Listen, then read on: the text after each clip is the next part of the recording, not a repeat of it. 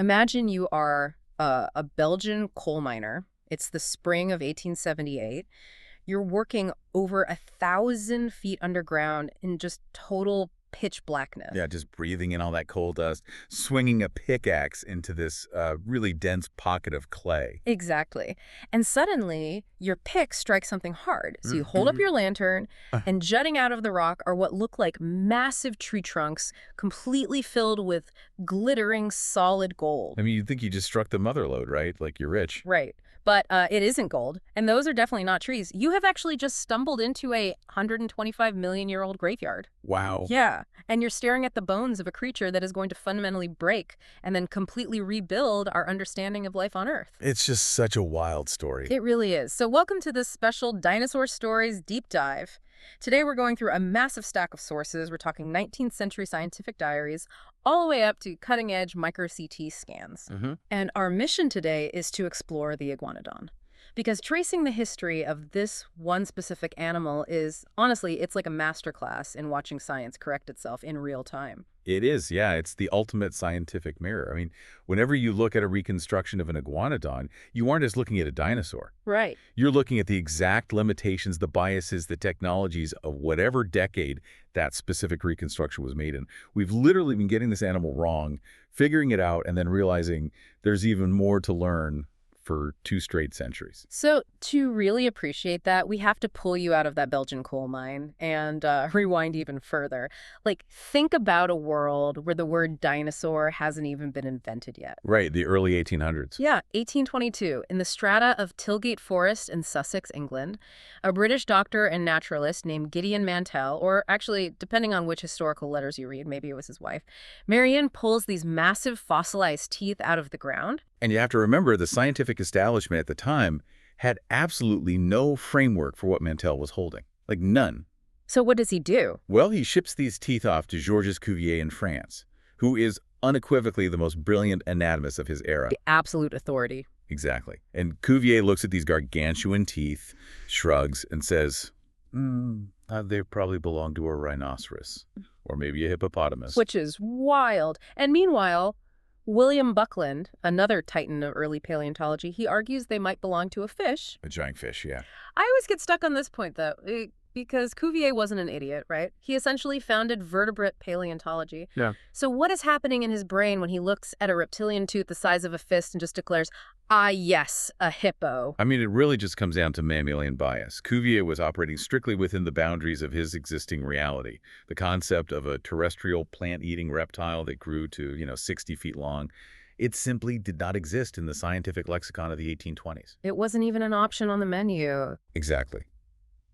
Cuvier had studied massive fossilized mammals, mammoths, giant ground sloths, so a gigantic rhino perfectly fit his mental paradigm. He basically forced the data to fit the worldview he already trusted. And it took him a while to change his mind, right? Oh, yeah. It took Cuvier almost a year of analyzing more specimens from Mantell, both worn and unworn teeth, to finally concede he was actually looking at a reptile. But Mantell never really bought the hippo theory anyway, did he? No, he didn't. He noticed the teeth were basically dead ringers for a modern iguana, just scaled up to monstrous proportions. Right. So in 1825, he names the creature Iguanodon, which literally means iguana tooth. And that makes it only the second dinosaur ever formally named, right behind Megalosaurus. Yep, that's right. But having a name and actually knowing what the animal looked like, those were two totally different things. Oh, entirely different. No. Which leads us to the famous 1854 Crystal Palace statues in London. Oh, these are great. Yeah, anatomist Richard Owen and artist Benjamin Waterhouse Hawkins were tasked with showing the public what these prehistoric beasts looked like. But because their fossil evidence was incredibly fragmentary, just scattered bones and teeth, they sculpted the iguanodon as this bulky, four-legged kind of elephantine monster. And the absolute best part, the pièce de résistance, was this distinct, sharp horn planted right on its nose. Right. Based entirely on a single, mysterious conical spike they found lying near the bones. I mean, trying to reconstruct this animal back then was like trying to build a jigsaw puzzle without the picture on the box and without even knowing what a puzzle was. That's a perfect way to put it. They had a massive reptile. They thought it moved like a rhino, so obviously the spike goes on the nose. Yeah. They were piecing together an animal using the blueprints of modern mammals. And that rhino-iguana mashup, that was just accepted as scientific gospel for decades. Until our Belgian coal miners hit that pocket of clay in 1878. Right, the Bernissart mine. Yeah, the Bernissart mine discovery is arguably one of the most important taphonomic events in paleontological history. Break that down a bit. Taphonomic event. So taphonomy is just the study of how organisms decay and become fossilized. And in this case, when those iguanodons died, they washed into this swampy depression. As their bodies decomposed, blue-green algae cyanobacteria bloomed in the water. Okay. And the acid released by that bacteria reacted super aggressively with the iron in the surrounding clay, forming iron sulfide. Which is fool's gold, pyrite. Exactly. So over millions of years, the cellular cavities of these dinosaur bones were completely infused with this glittering mineral. The miners hadn't found a gold vein. They had found an entire herd of massive dinosaurs with their skeletons articulated and preserved in breathtaking three-dimensional detail. Okay, but wait. Pyrite is notoriously unstable, right? Especially when you pull it out of a highly pressurized anaerobic environment. Oh, it's a nightmare. Yeah, so if you haul a bone filled with reactive iron sulfide up into the damp, oxygen-rich Belgian air, doesn't it just chemically explode? It undergoes this devastating process called pyrite disease. The moisture and oxygen react with the iron sulfide to create sulfuric acid, which literally shatters the fossil from the inside out. It just crumbles. It turns to dust. The logistical nightmare of saving these skeletons was staggering. Paleontologist Louis Dallo and his team hauled over 30 complete skeletons up a 322-meter vertical mine shaft. That's over 1,000 feet. Right, and to keep them from turning to acidic dust, they had to painstakingly scrape the clay away, submerge the bones in vats of boiling glue, and then coat them in thick layers of shellac just to seal out the oxygen. Wow. And their preservation efforts became this endless multi-generational war. Like during World War II, those skeletons had to be dismantled and hidden in damp cellars surrounded by sandbags to survive the bombings. Which almost destroyed them anyway, just because of the ambient moisture in the cellars. Yeah, the fact that you can walk into the Royal Belgian Institute of Natural Sciences today and actually look at them is a literal miracle of conservation. It really is. And when Dallo finally got these bones back to his lab in the 1880s, he had to set up heavy ropes and wooden scaffolding inside an old chapel just to mount them. Because they're so huge. Exactly.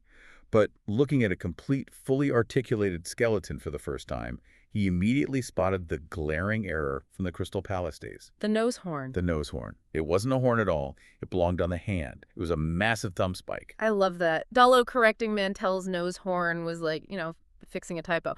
But what Dallo did next was like rewriting the entire grammar of how dinosaurs moved. Yeah, he completely shifted the paradigm. Dallo observed the animal's center of gravity. He saw this heavy, sweeping tail and relatively short, delicate forelimbs.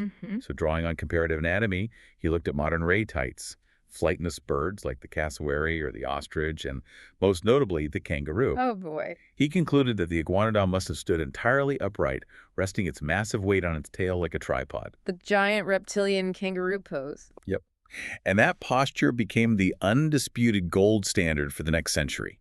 Like if you went to a museum anywhere in the world in the mid-20th century, you saw iguanodons and even T-Rexes posed upright, dragging their tails on the ground. But as iconic as that image is, there was a massive anatomical flaw just staring everyone in the face, hidden in plain sight, right up until the late 20th century. Right. Because in the 1980s, paleontologist David B. Norman was doing a deep dive into the Bernissart skeletons, and he homed in on the lattice of tendons running along the spine and the tail. Yeah, and these weren't normal, flexible tendons. They were ossified. Ossified meaning? Meaning that during the animal's life, those tendons had calcified and turned into rigid bone. They essentially acted as biological rebar. Okay, so if you tried to take that stiff rebar-enforced tail and bend it into a tripod so the animal could sit up like a kangaroo... You would literally shatter the animal's spine. Ouch. Yeah. The tail was a stiff, horizontal counterbalance. And furthermore, the fossilized trackways left by iguanodons totally confirmed this. Well, if an animal that heavy walked upright while dragging a massive tail, there would be a deep trench gouged into the mud between its footprints. But the trackways we find are completely clean, just footprints. So that shifts the entire posture back down. Yeah. They were primarily quadrupedal, walking heavily on all fours. Exactly. But their trackways and leg biomechanics also show they were facultative bipeds, right? Right, facultative bipeds, meaning if a predator ambushed them, say, a neovenator in Europe or a Utah raptor, if we look at their North American relatives, the iguanodon could rear up onto its powerful hind legs and sprint for short distances. That's terrifying and amazing. But dropping the animal back down onto all fours forces you to completely reevaluate their forelimbs. Mm. Because the iguanodon hand is arguably one of the most specialized appendages in the entire fossil record. Oh, absolutely. It divides 5 digits into 3 distinct, highly evolved tools. It's literally a biological Swiss Army knife. You have a walking stick, a grappling hook, and a dagger, all folding out of the exact same wrist. Yeah, so let's break that down. The walking stick consists of the 3 middle fingers. They are thick, bound tightly together by ligaments, and capped with hoof-like phalanges. Hooves on a dinosaur hand. Yeah. And the wrist bones above them are fused together to absorb the massive shock of a 3-ton animal walking. Then you have the 5th digit, the pinky. The grappling hook. Right. It was elongated, highly flexible, and prehensile. They used it to reach out, hook onto branches, and pull tough vegetation toward their mouths. Wow. And finally, the 1st digit, the thumb spike. Which, okay, brings up a major logical question for me. Yeah. If you have an animal leaning heavy weight onto its hands to walk, and it has foot-long stiletto daggers attached to its thumbs, how does it not accidentally impale its own legs every time it takes a step? The biomechanics handled that beautifully, actually. The thumb spike didn't point straight down or backward, it projected laterally. Oh, out to the side. Exactly. It jutted out at a sharp angle away from the center of the body.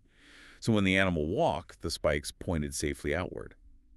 But, the ultimate purpose of that dagger remains one of the great debates in paleontology. Well, we know it wasn't venomous, right? I know that was a fringe theory for a while. Oh, yeah, fascinating theory, but entirely debunked. How do we know for sure? Because for a spur to deliver venom like, think of a platypus spur or a snake fang, it requires a hollow channel or a deep conductive groove. Scans of the iguanodon spike show it is just solid, dense bone. It's just a pure weapon. Right, built for blunt force trauma and piercing. Whether they used it primarily to defend against predators or maybe to smash open incredibly tough cycads and seeds, or even to wrestle and stab each other during mating disputes, we still don't definitively know. Now, this incredible specialization, the ossified tendons, the Swiss Army hand, the hoofed fingers, it leads to a massive taxonomic hangover for the scientific community. Oh, it's a mess. Because Iguanodon was discovered so early, when paleontology was basically a Wild West gold rush, it became a dumping ground. The classic wastebasket taxon. But why does that happen, though? Were paleontologists just being lazy? I wouldn't call it laziness. It was really a combination of institutional momentum and a severe lack of global communication. Makes sense. No internet back then. Exactly.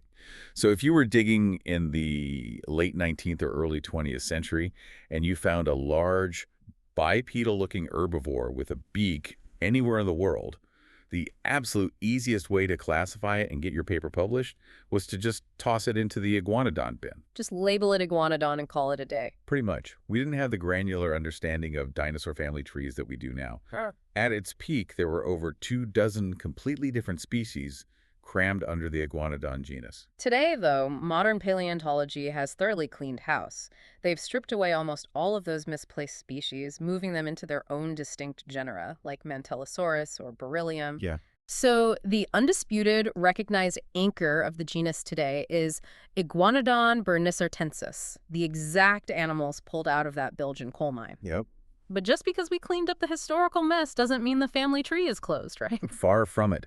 We are still uncovering genuine, brand new relatives today, and the technology we are using to study them makes 19th century paleontology look like the Stone Age. Oh, I bet.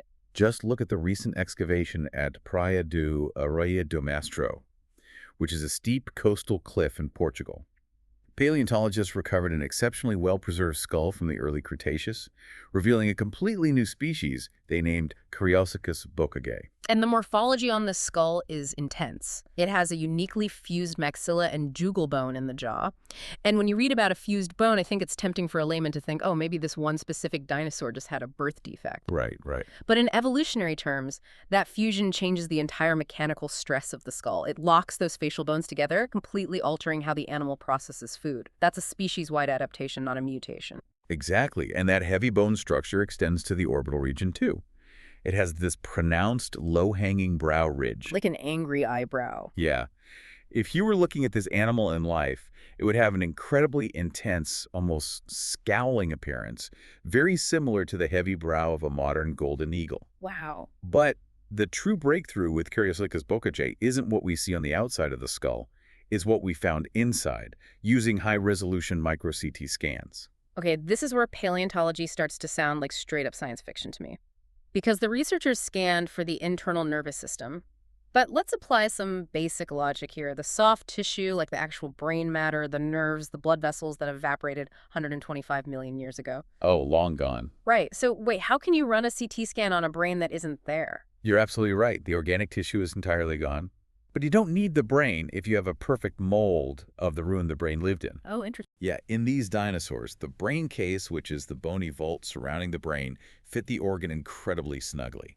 The brain literally pressed against the bone, leaving deep, permanent impressions of its outer surface. Wow. So by using the micro-CT scanner, software can map that empty internal cavity and generate a digital 3D cast, known as an endocast. So the rock itself remembers the shape of the brain. Beautifully stated, yes. Yeah. And from that digital endocast, we can clearly identify the distinct shapes of the cerebral hemispheres. We can trace the exact grooves where the auditory nerves traveled from the brain to the ear. That is mind-blowing. It gets better. We can even reconstruct the delicate looping canals of the inner ear's balance organs. Why does that matter? Because that balance system tells us exactly the default angle at which the animal held its snout and provides massive clues about its overall agility. And those scans penetrated deep into the jawbone, too, revealing this hidden mechanism that perfectly explains how these animals thrived. Because hidden beneath the visible teeth, completely encased in solid bone, the scans showed rows of tiny, brand-new replacement teeth already forming. Yeah, they had a continuous, highly sophisticated tooth replacement battery, processing tough, fibrous Cretaceous vegetation like cycads and ferns wears down enamel incredibly fast. Sure. So instead of running out of teeth and starving, their jaws acted like a conveyor belt, constantly pushing fresh, sharp teeth up into the biting surface. They weren't primitive, lumbering swamp monsters at all. They were hyper-specialized, highly adaptable survivors. Exactly. And that continuous updating of their anatomy, from a sluggish, tail-dragging iguanorhino to a dynamic, complex survivor, isn't just a phenomenon happening in academic journals. You can actually track that exact scientific evolution by looking at the pop culture we've consumed over the last century. Cool. Absolutely. The Iguanodon is basically the ultimate cultural barometer for our relationship with dinosaurs. It really is. I mean, when Arthur Conan Doyle wrote The Lost World in 1912, and in the early stop-motion silent films that followed, the Iguanodon was depicted exactly as Dollo had posed it in that Belgian chapel. The kangaroo. Right, a sluggish, tripod-standing, tail-dragging beast. But as David Norman and others shifted the science in the 1980s, the media immediately followed suit. Right, because by the time you get to the Land Before Time movies or modern survival video games like Ark Survival Evolved and Path of Titans, the Iguanodon is a totally different animal. Oh, completely. It drops onto all fours, it sprints, it rears up dynamically, and it actively uses those thumb spikes to fend off raptors. It even landed the leading role in Disney's 2000 CGI film, Dinosaur. Oh, Aladar. Yes, the protagonist, Aladar, is an iguanodon, though the animators did make one glaring, totally unscientific concession. Which was? If you look closely at Aladar, they intentionally removed the hard, keratinous beak that all iguanodons had at the front of their mouths. Wait, why take away the beak? That's a huge feature. Because a hard beak can't smile. Oh my gosh. Yeah. They needed the dinosaur to have soft, mammalian lips so it could speak and express complex human emotions. That is hilarious. Right. We've known about this animal for 200 years, and even at the turn of the millennium, we were still slightly tweaking its anatomy to serve our own narrative needs.